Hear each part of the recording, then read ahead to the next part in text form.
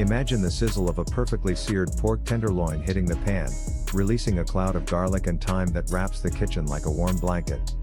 Then the moment you spoon that velvety mustard cream sauce over a rosy slice, it glides across the plate, clinging to every tender bite, bright with Dijon tang and rich with heavy cream that melts into pure comfort.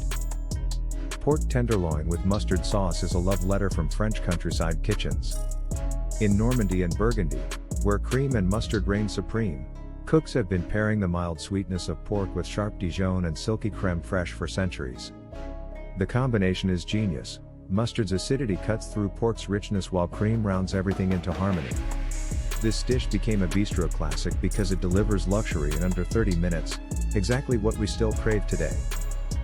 The biggest mistake home cooks make is overcooking the pork until it's dry and chalky, then drowning it in a broken, greasy sauce.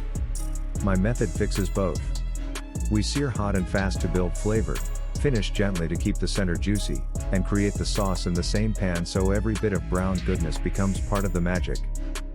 Start with a 1.5 pound pork tenderloin, trimmed of silver skin and patted bone dry. Season generously with kosher salt and freshly ground black pepper.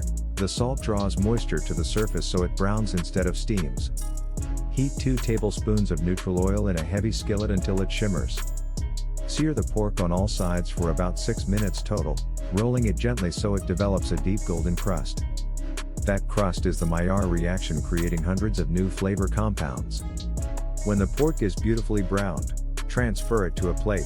It's only partially cooked and will finish in the sauce later. Lower the heat to medium and add 1 tablespoon of butter.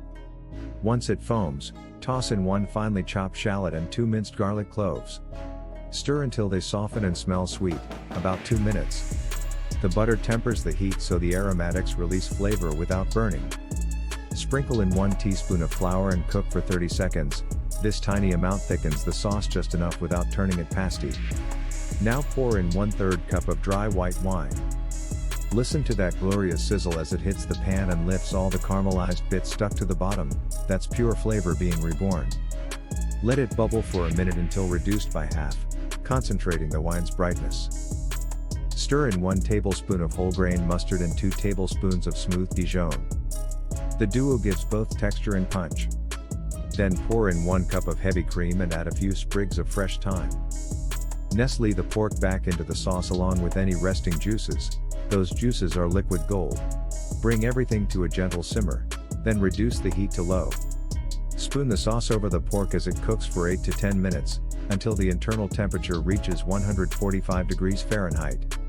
The low simmer prevents the cream from curdling and lets the pork finish cooking gently in a moist environment, guaranteeing juiciness.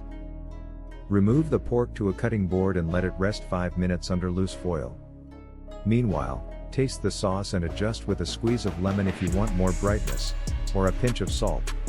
The resting time allows juices to redistribute so every slice stays moist. Slice the tenderloin into half-inch medallions on a slight angle. They should reveal a faint blush of pink in the center. Arrange the slices on warm plates, spoon that glossy, golden sauce generously over the top, letting it cool just a little. Garnish with fresh thyme leaves or chopped parsley. The first bite is pure magic.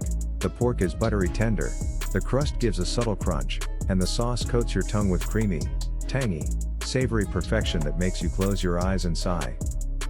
This creamy pork tenderloin with mustard sauce is proof that weeknight dinners can taste like they came from a French bistro. Simple ingredients, smart technique, and unforgettable flavor. What's your favorite mustard to cook with? Spicy, whole grain, honey, or classic Dijon? Tell me in the comments. I'm always looking for new inspiration.